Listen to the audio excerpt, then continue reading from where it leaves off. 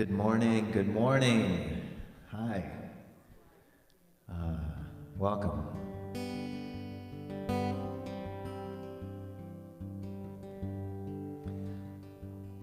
What do you think? Let's start with gratitude, huh? We don't have to wait for an offering for gratitude. So we'll do the mashup thing that I just love to do because it makes me feel younger when I say mashup.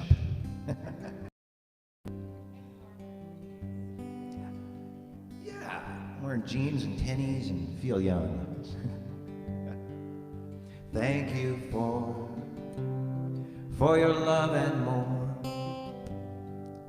gifts untold, and shelter from the cold. When I'm feeling sad or lonely, you let me know I'm not the only one who's ever been here. Thank you for your gifts and more. That's what I thank you for. Through all my noise, you've given me the choice. Though I complain, sometimes about the cold rain, you pick me up so I can listen for a while. Just the things that I've been missing in my life. Thank you for your gifts and more. That's what I thank you for. Thank you for. Thank you for. Thank you for.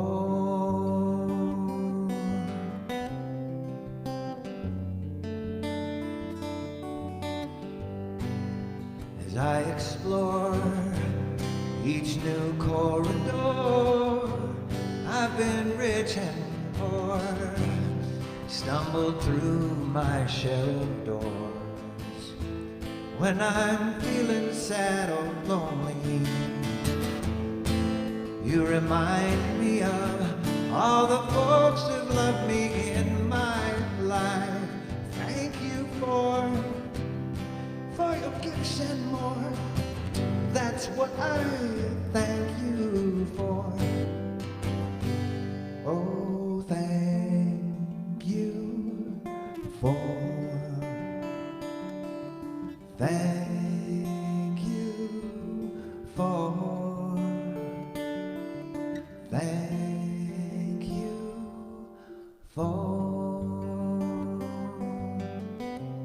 for your gifts and more.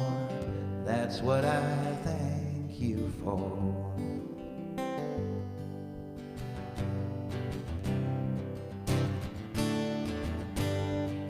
There's a woman with a baby sitting next to me as we drive the crooked train into New York City.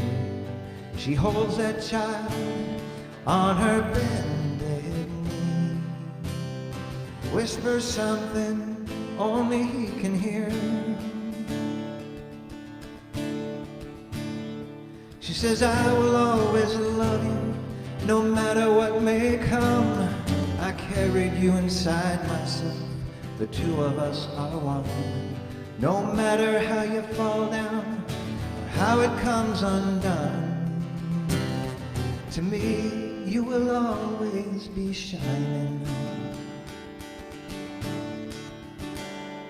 And he stares into her brown eyes above, into the face of unconditional love.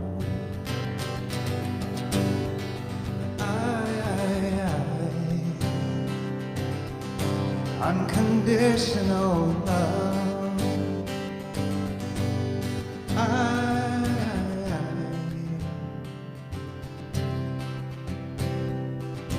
I see a man laying in the street, lost his motorcycle at a high rate of speed. In his eyes, there's a vacancy, but he seems to be smiling. Well, maybe he was a Muslim, a Christian or a Jew. Well, I hope that he was laughing when off that bike he flew. Maybe he struggled to believe, just like me and you, as the ambulance was too late arriving. Then he stares into the sky above, into the face of unconditional love.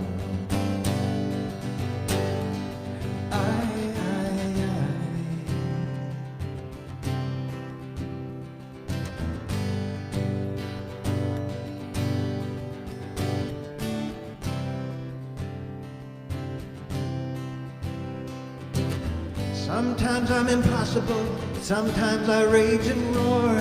Sometimes all my dreams are spent, strewn out on the floor. And I see myself in your eyes, all the tragedy, the hope, and the fear. So in my hour of dying, if the light is clear and clean, if it helps read from the Bible, don't hook me up to those machines. Just stay by my side as I slide into some peace. And give me strength over what I'm afraid of. In the face of unconditional love.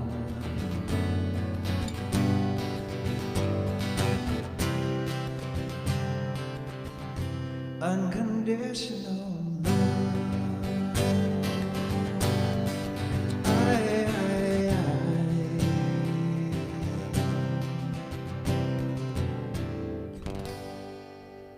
Oh, baby. Yay.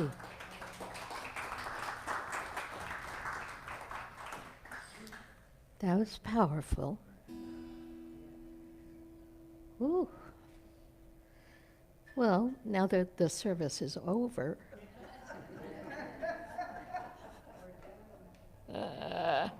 that said everything, did it not? Morning, everyone. Those of you who are here for the first time, we welcome you. Welcome you, welcome you.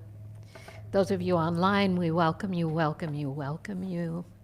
Those of you we haven't seen for a while, we welcome you, welcome you, welcome you, and are so glad to be with you.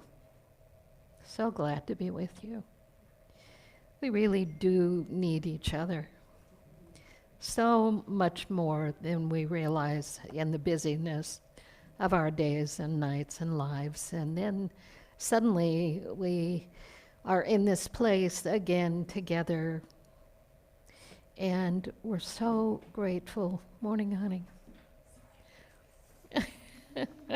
Don't be sorry. No such thing as late. If there was, I'd be doing it all the time. Happy to see you. Thank you, Ellen. Thank you, Ethan.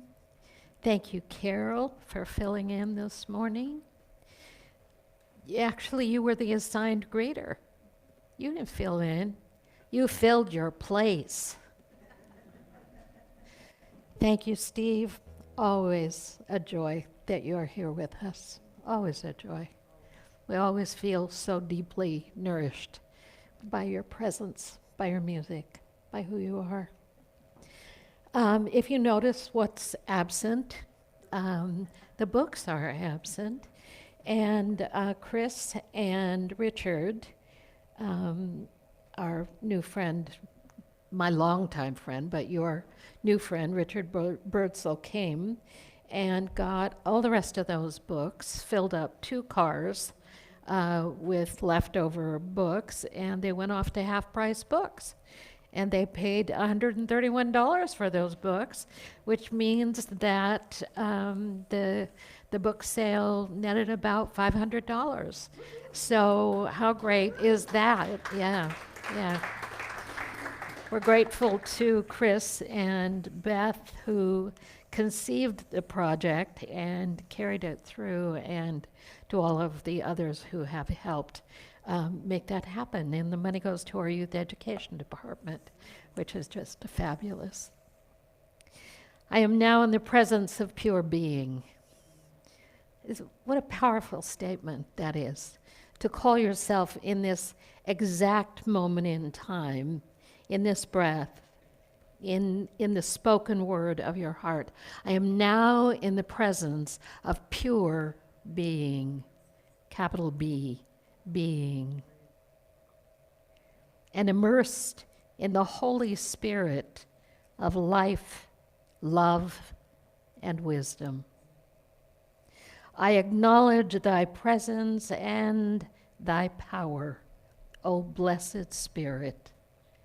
In thy divine wisdom, erase my perceived limitations.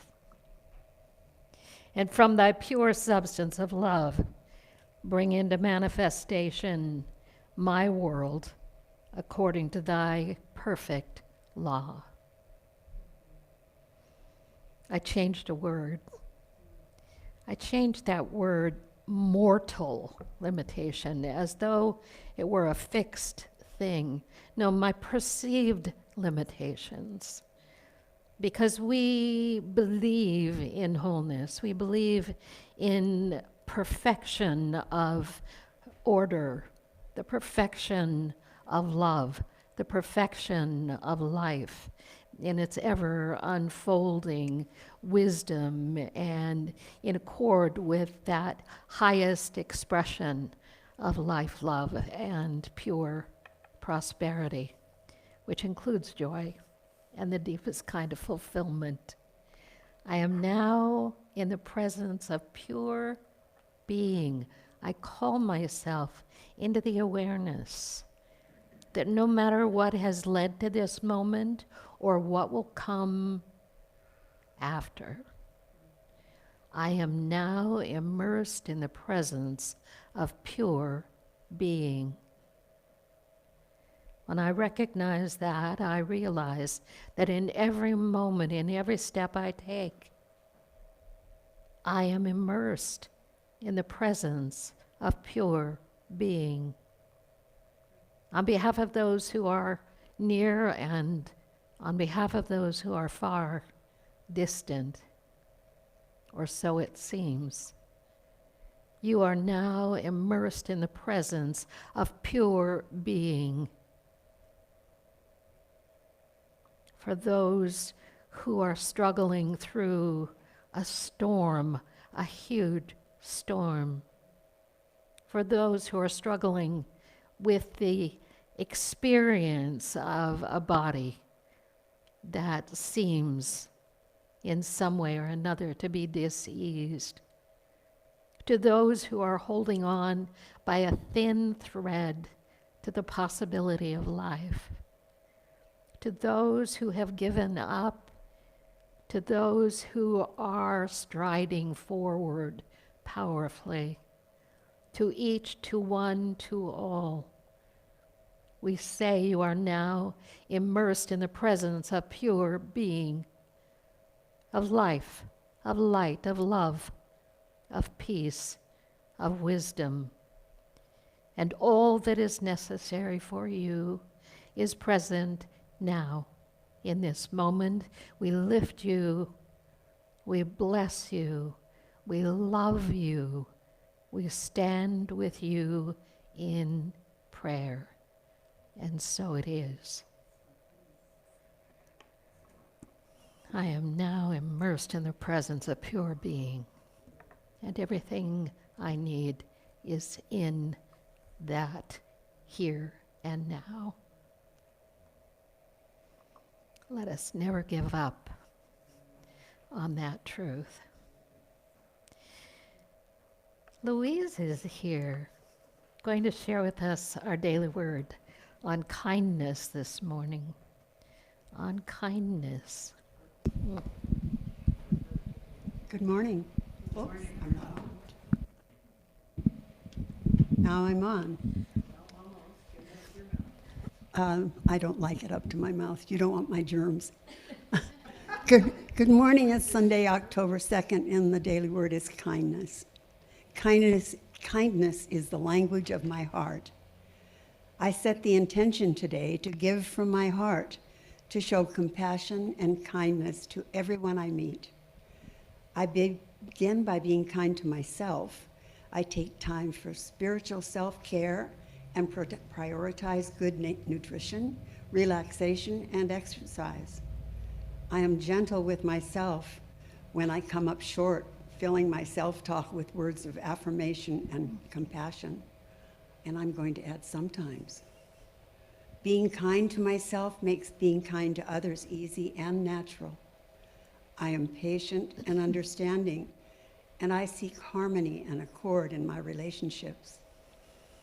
I let the small irritations go, remaining calm and pleasant. I look for ways to lighten the load of others and don't hesitate to offer a helping hand. My kindness helps create the kingdom of heaven on earth. And from Matthew 25, verse 35, for I was hungry and you gave me food. I was thirsty and you gave me something to drink. I was a stranger and you welcomed me. Thank you.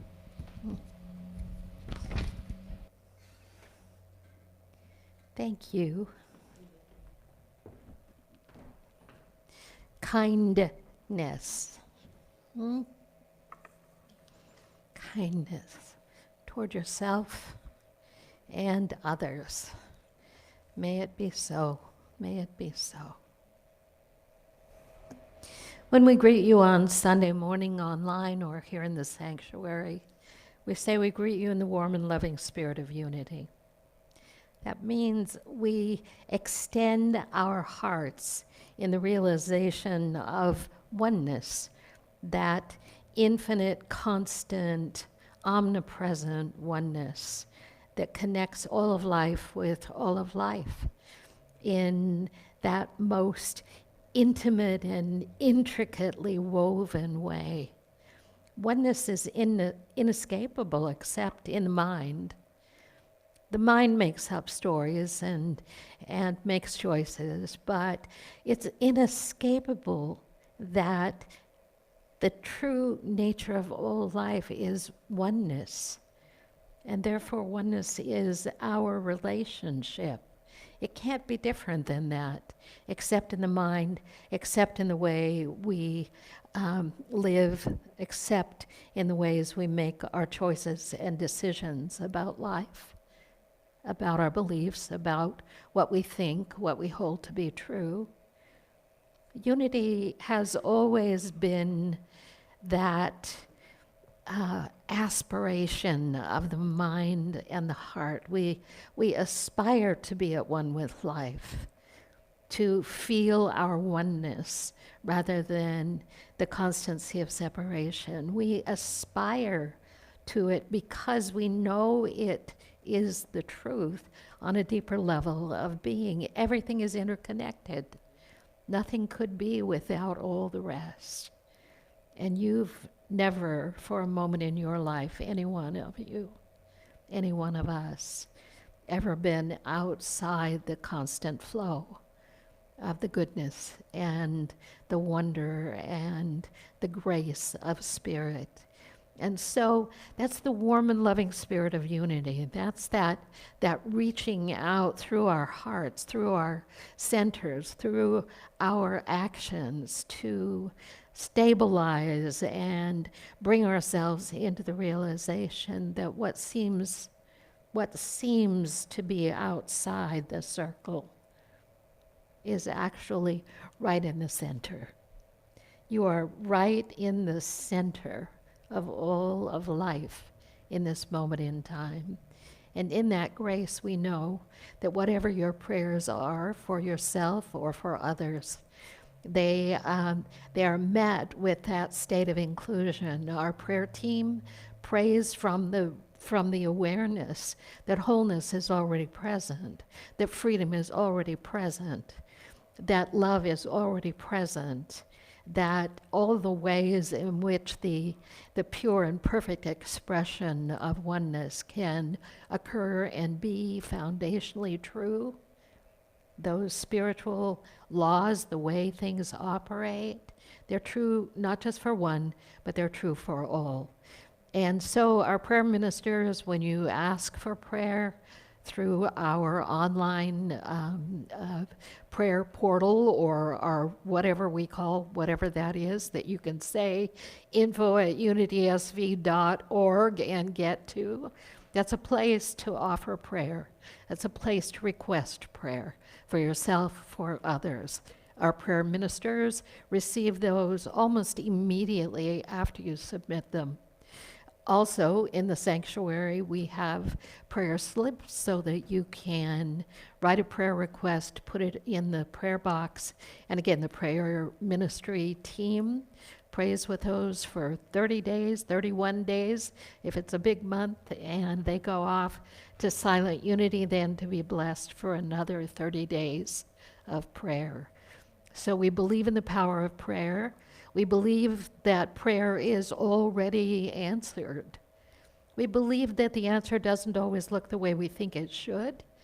So we hold to the basic truths. Life is wholeness. Life is perfect order. Life is inspired continuously through the presence of divine wisdom and divine inspiration, that light is the nature of all, and that in all things perfect order prevails. So, having said that, if you have a prayer need and you're online, please submit it this morning. We'd be happy to pray with you. If you're in the sanctuary, we love to pray with you, and submit your prayer requests. More than that, I would offer you an invitation for the end of the month. Last Sunday, we had our end of the month potluck. It was fabulous, fabulous food, fabulous company, people talking and eating and laughing and having a great Sunday time together. So the next one will be the end of October, and we invite you to put that on your calendar for sure. So, having said that, I have no other announcements. Anybody know anything that, well, you know everything I don't know, but do we know anything that's relevant this morning to? We're here. That's relevant. That's all we need to know. How about we have a time of meditation? Whew. You know what I notice is even just to speak the words, how about a time of meditation? You start getting into position. You start moving your body. You already know how to do this. It's second nature to you to be able to breathe, to be able to let go for a little bit by relaxing your body consciously, by taking a deep breath and exhaling deeply and fully, and then doing it again. This is not like you have to go and study with a guru to get it. If you can breathe, and it looks like you are, and if you can breathe, you can meditate. And I don't mean in accord with some system of meditation or some particular teaching of meditation. I mean in the way that's right for you. To take a breath and take a pause and move into the deeper places of your being and learn to be comfortable with your inner world. Not by force, but with that sense of ease.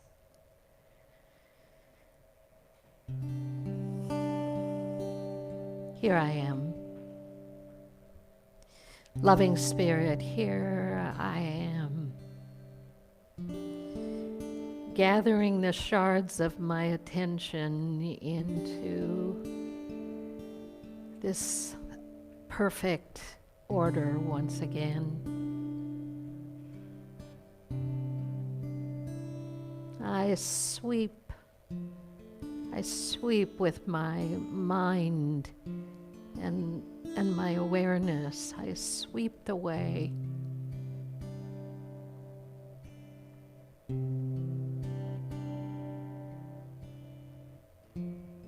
I sweep the way clear.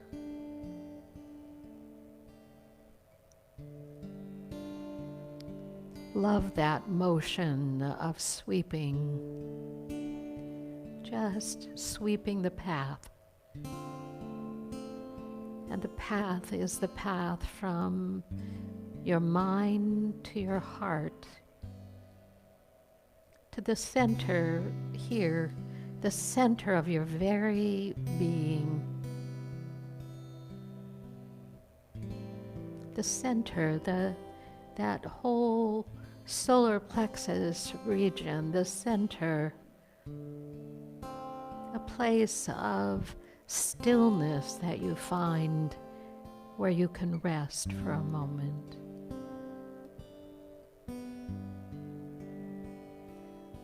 We can envision ourselves in a quiet place.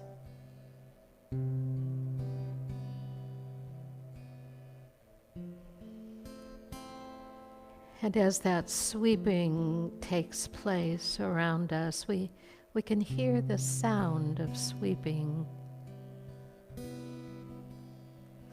away the thoughts and the discomforts and the projections we're holding about tomorrow or the thoughts we're holding from yesterday. Today we sweep, and we let that wonderful motion and sound create a clearing in which we can now rest. Rest in the presence of the One.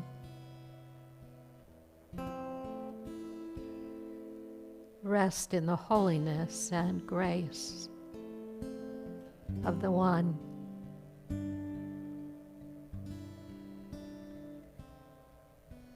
That which was before, that which will always be.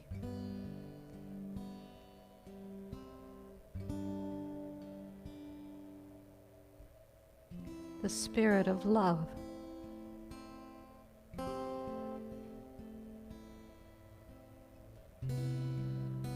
The spirit of peace.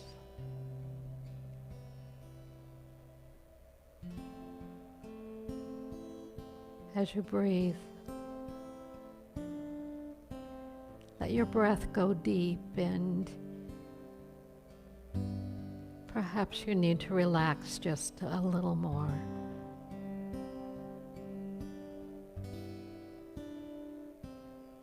Let your exhale be complete.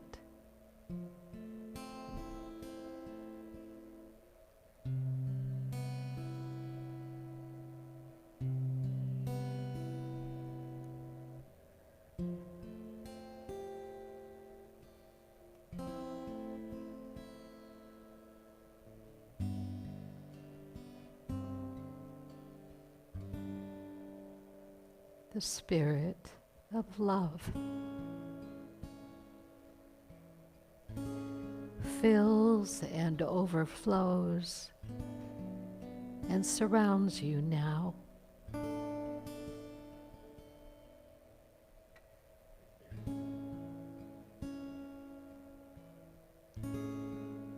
The one love.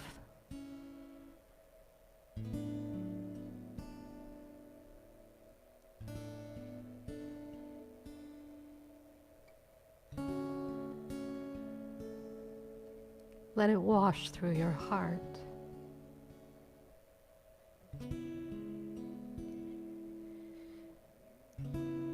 Let it wash through the fear and whatever concern you might have.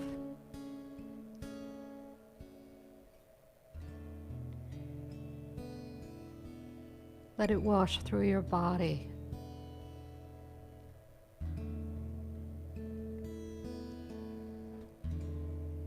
The presence of life.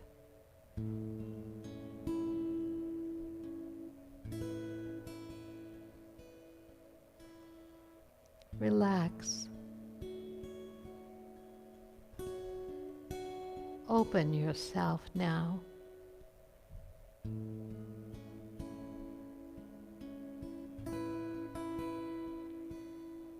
The presence of peace is flowing through you as a gentle river of healing.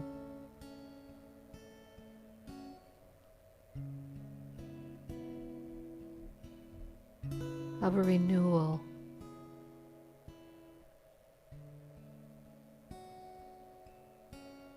Of assurance.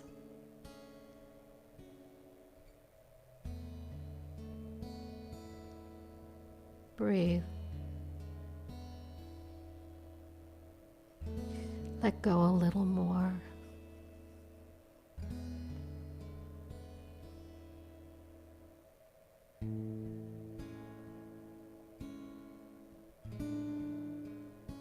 Allow yourself to be carried.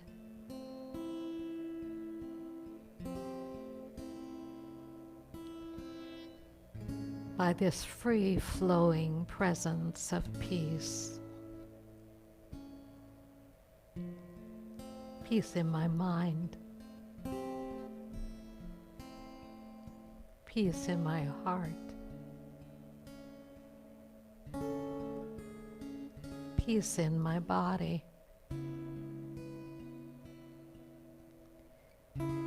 Peace surrounds me.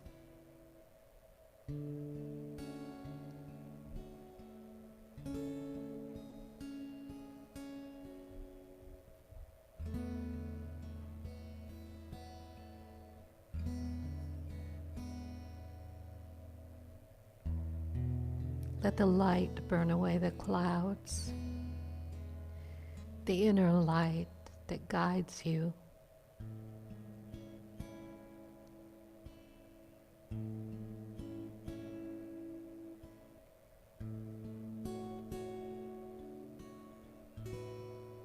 Be not afraid.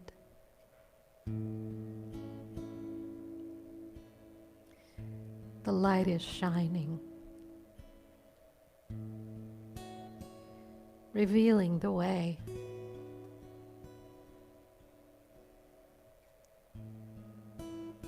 Trust. Trust the one who knows all, is all, and is now expressing as all.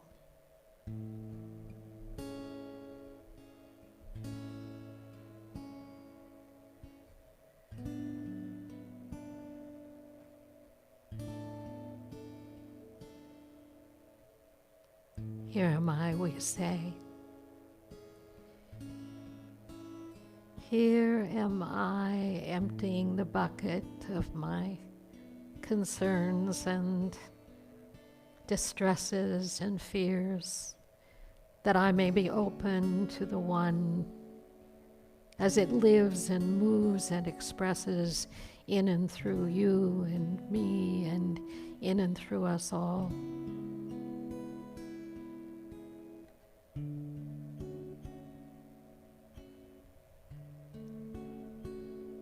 We bless others. They are not other, they are extensions of ourselves, and we send light and love and peace in the knowing that there is an infinite supply brothers and sisters all over the world.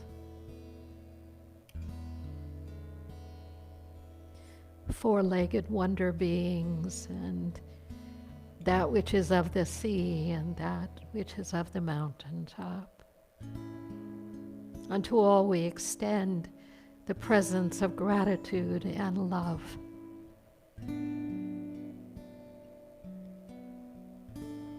For we live and move and breathe in a state of perpetual oneness and love and grace. We are grateful for this day, for one another. We're grateful for what has been and what will be, but most of all, we are grateful for this moment. In your breath, let there be gratitude and a feeling of peace. We pray in one spirit, in one heart, in one mind, and so it is. Amen.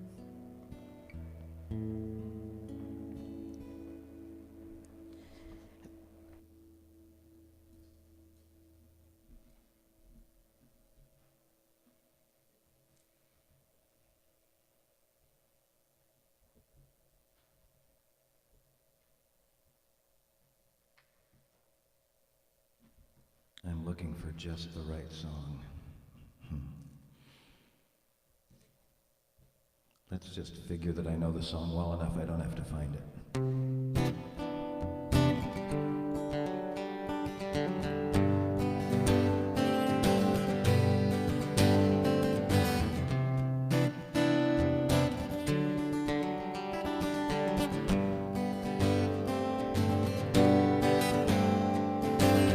Too often I'm reminded that it's darkest before the dawn. Thank God my soul's not blinded, and that we're all expressions of the loving one, and that there is no other, just the one. There is no other, only the one. And now I'm digging down through layers. We've all got that spark inside. And when my candle's just a flicker, let my oneness find me where the love resides, where there is no other. Though we are sisters and brothers, there is no other, just the one. There is no other, only the one. When my fear fogs my eyes and my tears they only burn, I pray for memories from the other side, where the brilliant light of love returns, where there is no other. Though we are sisters and brothers, there is no other, just the one. No, there is no other. We may be fighters or lovers. Oh, there is no other, only the one. Because I am, oh I am, let me remember that I am.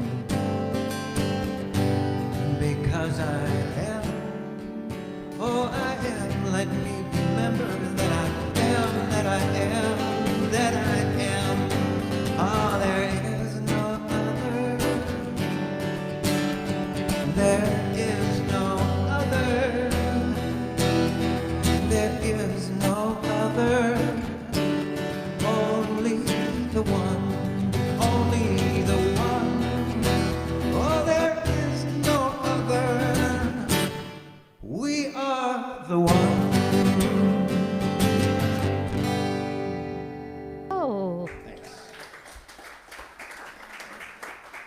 like that. That's good. There is no other. Huh. He's been in my reading and note-taking. You've been playing in my head. Don't go too far in there. It's dangerous. And what about those Mariners? I'm not a baseball fan. Not because I'm not a baseball fan, I just don't follow baseball closely. But you can't disregard the fact that something extraordinary is happening on, I know the bases thing, I know the bats, I know the balls, I know about pitchers and catchers, and, I've watched some. But I love to see triumph. I love to see that rising above what has been, to come out the other side into a new manner of expression. And I didn't even plan to say that, so there you go. In 1999, I was honored to be part of a group of people who traveled to Dharamsala, India, to be with His Holiness the Dalai Lama. And it was a week-long experience, and I was part of the group called the Witnesses. We were there to witness the experience. And then there were some really high-power folks who, the world-renowned folks of a type, who were all there. And we went on buses up the mountains, and one of the only times, one might have the honor of sitting on the bus, and the bus stops and people rush off and go out into the fields and bushes to use them as the restroom facility. To see Gene Houston and Barbara Marx Hubbard and some of the well-knowns out there doing the business just like a real human being does the business. Well-known, write books, go to the bathroom. Your mother said, wear clean underwear.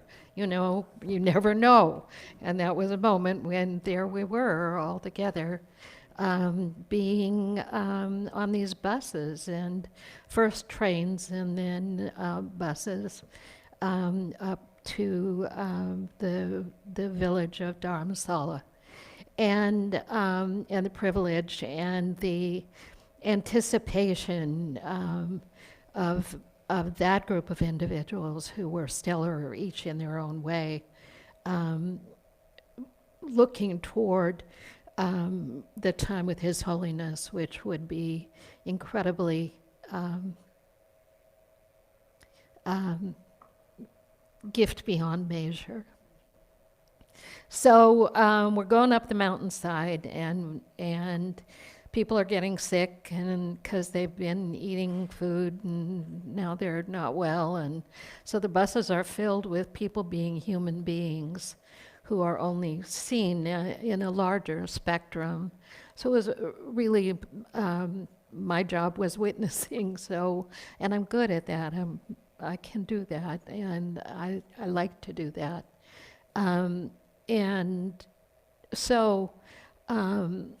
We're a couple of days into it, and the Dalai Lama has come to be with us for brief periods of time, but now it's a day he's going to be with us most of the day. And many individuals from India now and from various countries have joined our group. In this conversation, they were called the Synthesis Dialogues, and this was the first of those. So His Holiness comes, and we're all like at Twitter, and people are trying to figure out where they should sit. All the great ones are like, well, I should sit here, or I should say it here, and all of a sudden you saw these separations starting to occur about place and position and who's really important and who's not so important and where you were going to get your spot. And so finally they work out the seating arrangement for the day that His Holiness is going to be with us for most of the day. And I'm witnessing and I'm watching and I've got my seat because I'm in the back row witnessing, you know. It's pretty clear where I'm going to sit. I wouldn't want to be on that floor in that circle for anything. So I would not want to be there. Anyway, His Holiness comes and people have been asked, you know, what can we do to assist the people of Tibet? What can we do with this Chinese takeover of Tibet? How can we help? So great thinkers are trying to come up with great ideas, and they have wonderful ideas. And one of them is, we believe, a group of us have gotten together and communicated about this, and we believe that the best thing to do would be to not buy Chinese goods. Put an embargo on Chinese goods. So this 1999, in the fall, about this time of year.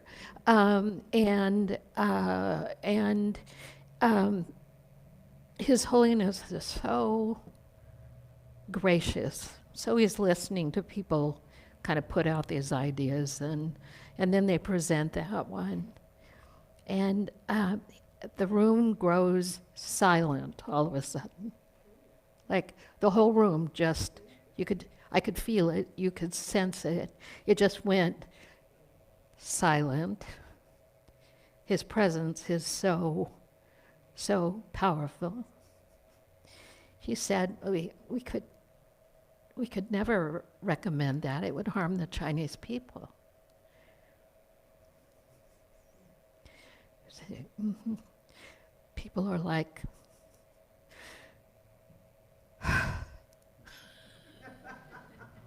we have been taught brilliantly in this moment that the well-being of the people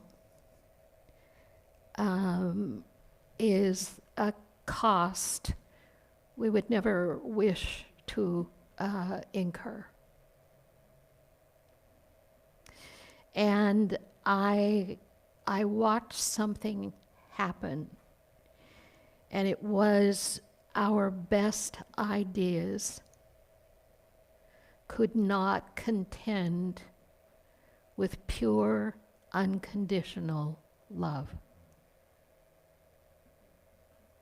There was not one thing this brilliant group of people could come up with that could contend with the power of that statement based on unconditional love and the belief that we are all one family together, and that what we do has impact beyond measure, and that often our best thinking actually becomes an act of destruction rather than a way of expansion. It wasn't going to happen. So then some of these amazing people began to give input because he'd cleared the floor. He leveled, I was starting to say the playing field, but I don't really mean that. He leveled the floor, like, and then all of a sudden these ideas started to rise. And people who mightn't have been taken seriously under some other circumstance, young people, he wanted to hear what people individually thought and felt and what mattered to them and what they were working on and what they were seeing and how he was so much more curious about what was going on in the individual than he was about huge well-laid plans. And it became an experience in that generative, pure energy of love, bringing forward, if you will, a different way of being and seeing. By then, I was leveled because I was witnessing the power of non-conflicted energies. The whole desire to have an opinion win or have an idea win had dropped out. There was no contention in the process. It was just the genuine, pure, clear energy of people being people. And His Holiness always says about himself, I'm nothing special. I'm just one of what is it, 7 billion people plus. He has a statement he makes about it. I'm just a simple monk. Just a simple monk. My son started doing watch repair school, which is a lovely that he's doing something that he's called to in that way. And he's really called to doing intricate watch repair. And so he started school last week. And I said to him, you and the Dalai Lama, what does the Dalai Lama do for fun? Watch repair. He has his table, and he loves to do the intricate work of watch repair. You say, really? He doesn't meditate 24 hours a day, only in his mind. The idea of always saying, I'm only a simple monk, and I'm just like everyone else. And we all want the same things. We all need and want and desire the same things. We want to be seen, not for our superiority, but for who we truly, authentically are. We long for that. And we believe that life is supposed to give us a lot of people who can see us that way and can treat us with unconditional love. We have a real belief that on some level, the promise of being here was we would be amongst a group of beings who would practice unconditional love with each other. That's what we thought. Not on the other side before we took birth, but we have a real strong sense that, our parents were supposed to do that unconditional love thing. And then we were supposed to find unconditional love in mentors and extended family, and then in relationship, and then in our work, and then we would have unconditional love. And on that basis, then we would finally feel fulfilled. Just the right person who could unconditionally get who I am, and support that, and sustain that, and take care of me, that I wouldn't be hurt, and that I wouldn't lose trust, and that I wouldn't lose my way, and that I would always be uplifted. Unconditional love. Relationship. You will love me unconditionally. God love you. You have taken on a challenge here. You will love me unconditionally. when I can't love myself for 2 hours in a row. You will give me everything so that I can see that the flaws I have are somehow not a big deal. You'll just love me that way. You know, the ways I act and behave, you just want to love me. And you just want to love me night and day, night and day, night and day, night and day, night and day. Without any condition, without any restriction, without any sense of your own loss or trauma. Jesus said, get over thyself. You are loved by the source of unconditional love without beginning and end. You keep trying to make other people be for you that which only a spirit can be. And fortunately, we trip and fall occasionally into a situation where somebody can reflect back to us a state of unconditional love so we can see it for ourselves. Here's what it looks like when we're not in our judgment, when we're not in our criticism, when we're not in our addiction to separation, when we're not in this mindset of how life should look, should be. And then we reach out, we want to unconditionally love and discover that we don't know how to do that, and then we blame it on other people. Instead of saying, my source, and that which sources me is the experience of unconditional and infinite love, without beginning and end. There's no judgment there. So I went to Charles Fillmore, our founder. Mr. Fillmore puts an interesting twist on it. God is love. But if we mean by this that God is the love that loves a particular child better than all children, or that loves some particular father or mother better than all fathers and mothers, or that loves one person better than some other person, or that has a chosen people whom he loves better than some other people who are not chosen, then we should say that God is unloving. Can I read it again?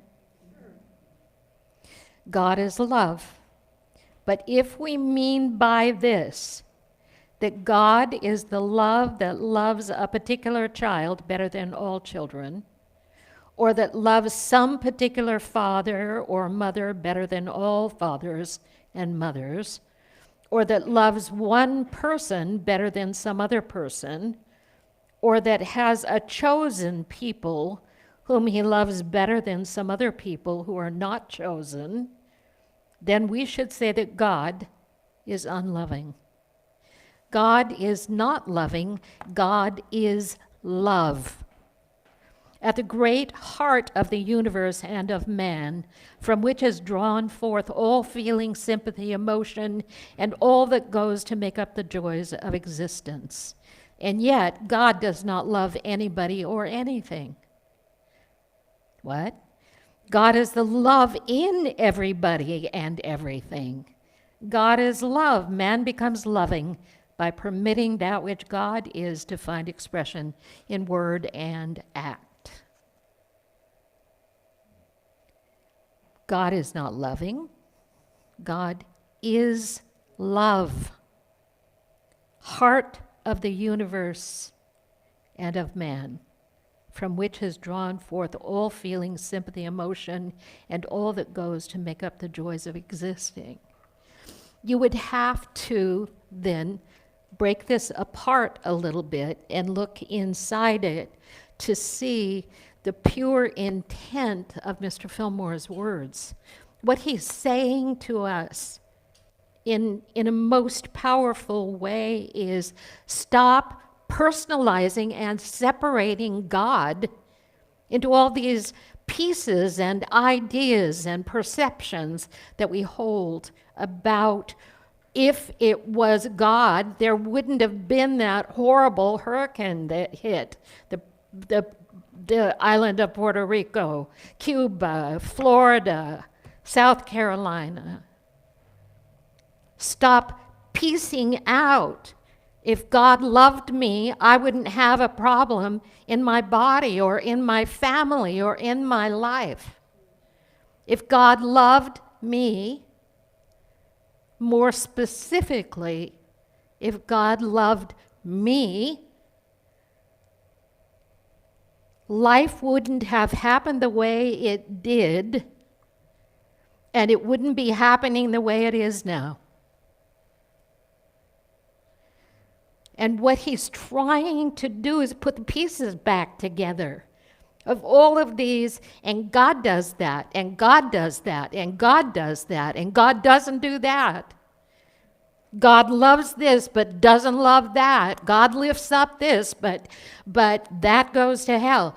God is this, God is that, God is, with all these definitions and all these separations and all these attachments, because we've done our best to try to understand why our lives work the way they do. And we want to be believers, and we want to be faithful people, and we want to understand from a spiritual perspective. And we want to see what works. And so the best thing we can do is quantify and qualify God as the for what and the for why. And in that, then, it's so easy to experience life in the way he describes, as chosen people, as special one, as this, as that, an inside, an outside, an upside down. But what he's saying to us is what we speak of as the divine, as the present, as the one, has no separations, nor does it express as one judgment after another, one outcasting situation after another, one God made me do it puppeteer, working on our lives all at the same time, as though it were personal in that way. It's totally personal. It couldn't be more personal. It couldn't be more intimate.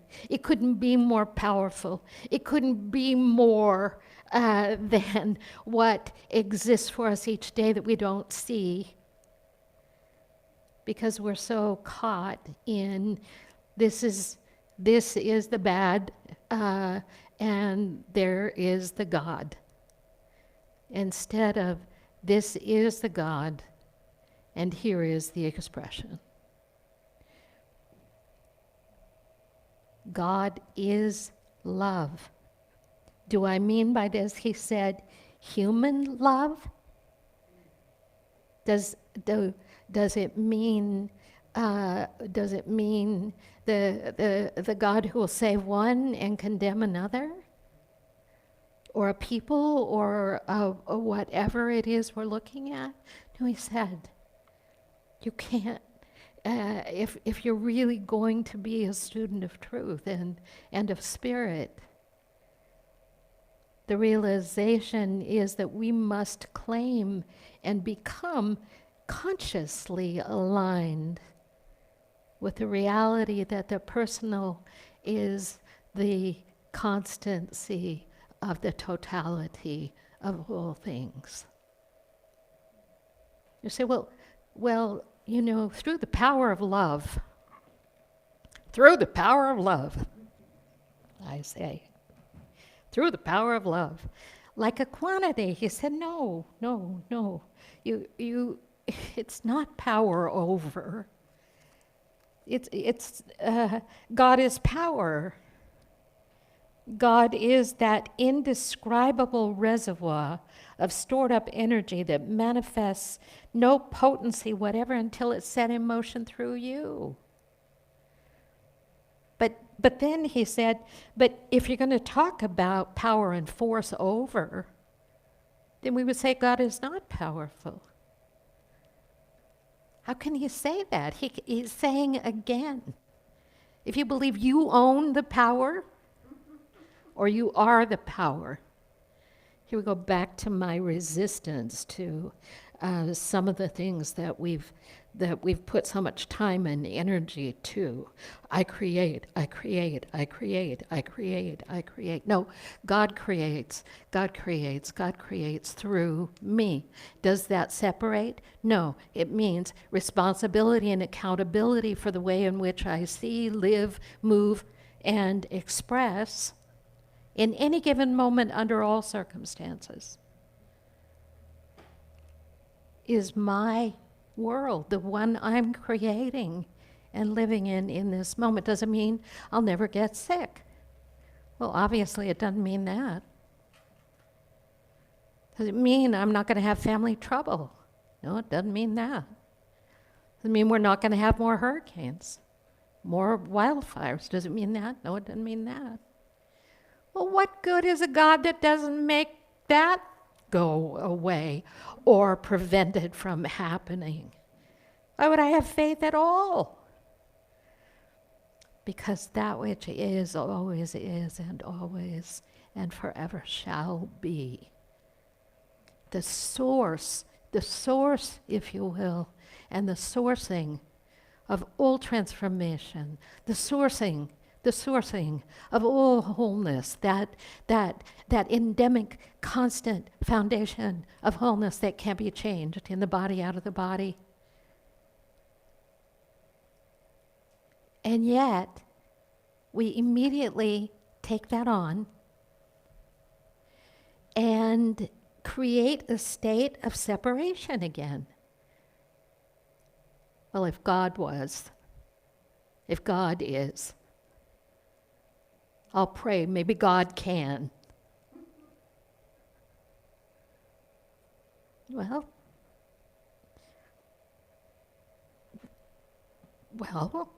maybe. But not as separate from you, working on you, but as that which you are, expressing in and as that which is the very divine presence in expression. So we look at that and we have to say something that I want to put my feet in, and I have to postpone until next week because it's time. It's like, well, what are you going to do then? Don't we feel, all of a sudden you feel powerless. I don't know this God in me thing going on. I don't know how that works. Couldn't take a breath. Couldn't have a heartbeat. Couldn't take a step. All the energy there is in the universe is centered in the place called you, in the great I am of you, centered here in the midst of you and invisible, perhaps unseen, in the face of all the rest that's going on. Unconditional means, to me, not you're going to give me or be for me what I want you to be. You're not going to do it the way I want you to do it. I've been living with the person I live with for 30 years. I'm waiting.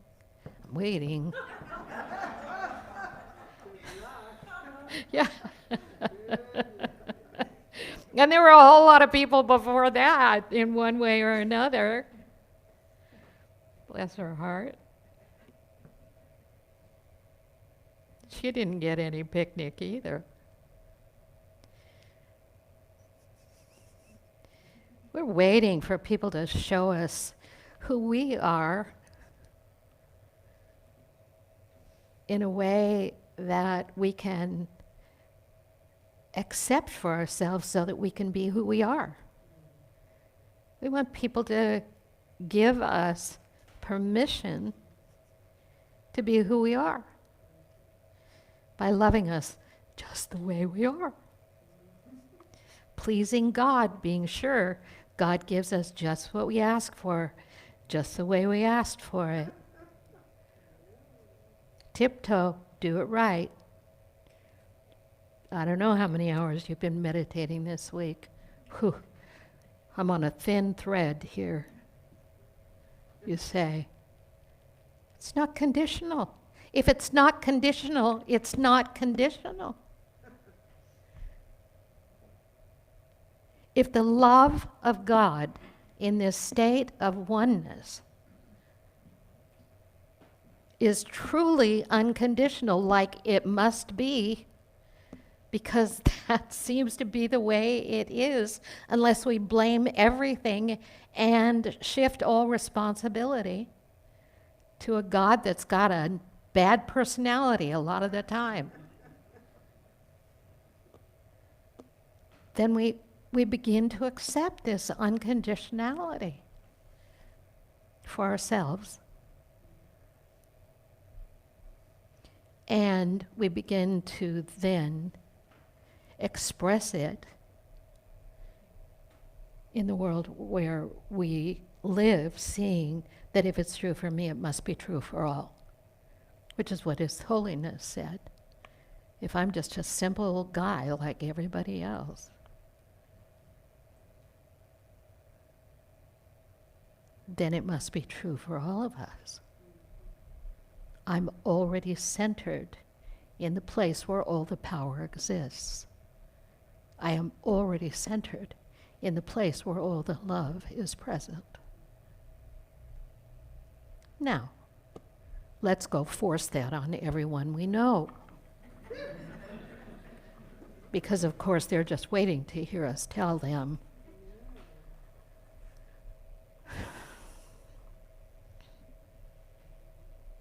No. Whether you get it or whether you never get it, whether I get it or whether I never get it, it is nonetheless true.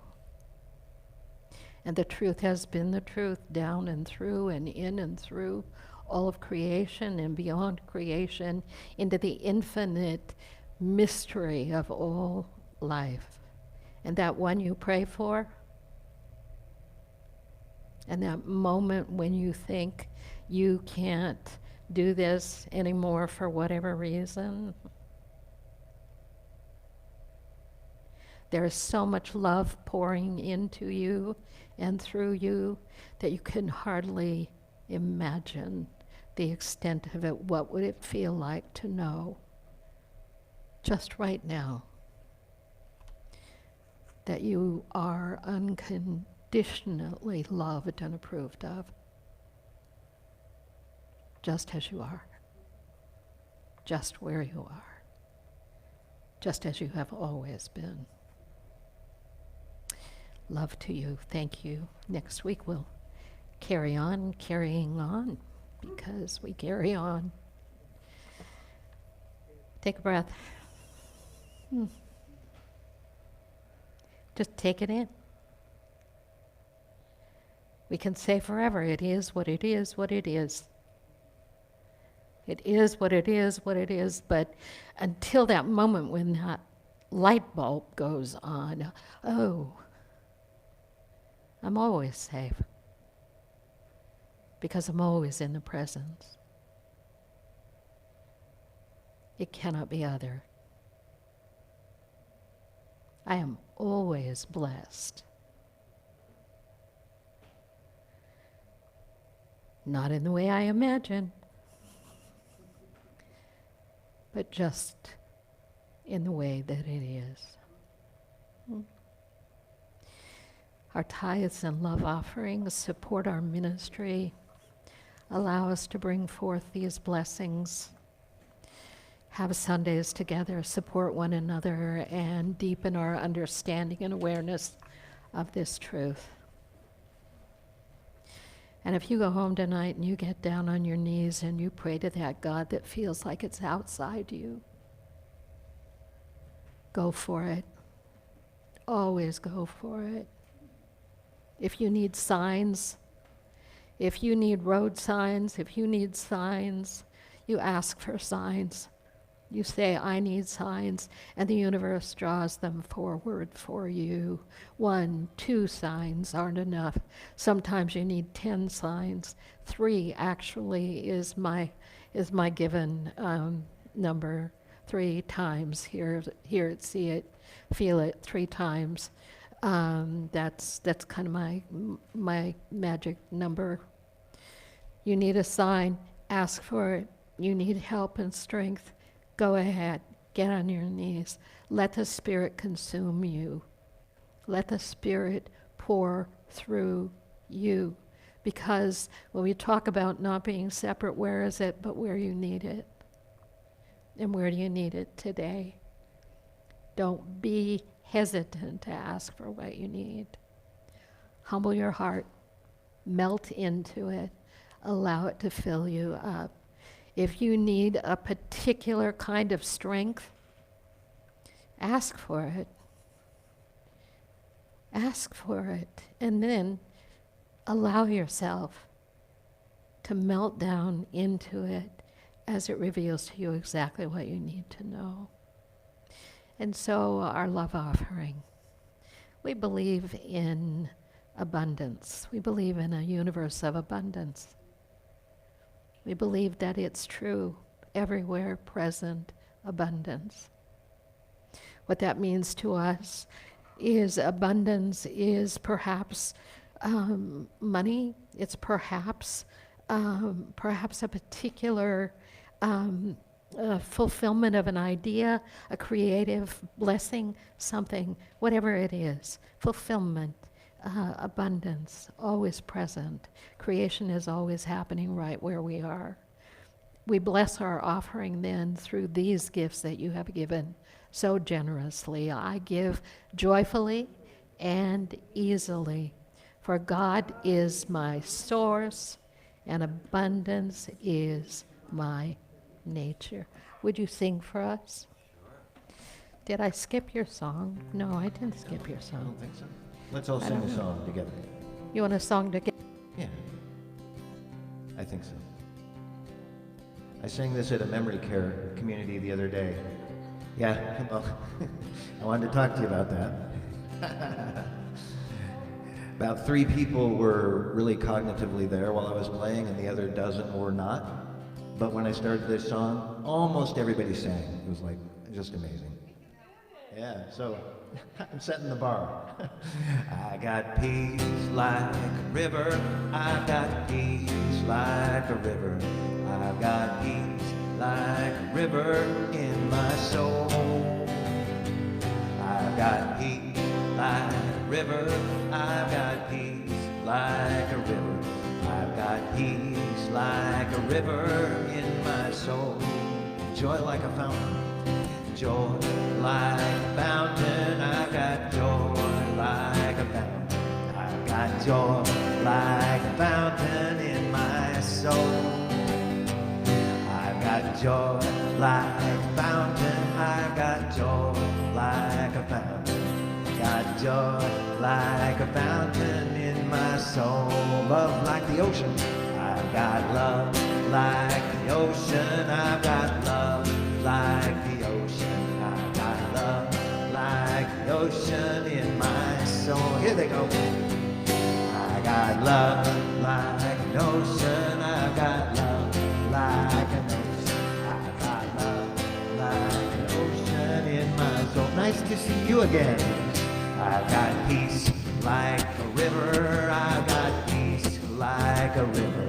I've got peace like a river in my soul. I got peace like a river. I've got peace like a river. I got peace like a river in my soul. here are our wonder children. Yay. And Richard, it's been a long time since I've seen anybody as tall as you doing the motions for that song.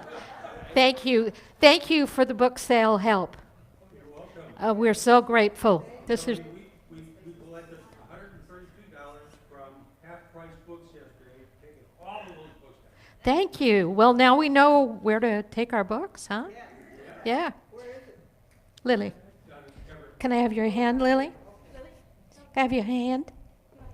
These are our beautiful ones. Children of light. We love you. We bless you. We appreciate you just the way you are. We do. We just think you're cool. Yeah. The light of God surrounds us. The love of God enfolds us. The power of God protects us. The presence of God watches over us. Wherever we are, God is, and all is well. We are so grateful to have children. So grateful. Thank you, Sky, for making a dream come true. Yeah? Do you want to do the peace song? Are you up for it? We did one. Let's do another peace song. Okay. It's nice to see you Okay. again. It's good to see you too. Thank you. My grandchild. Yeah. What are we doing? Are we singing with you? Oh, yeah. Okay. Bring it on. Let There be peace on earth and let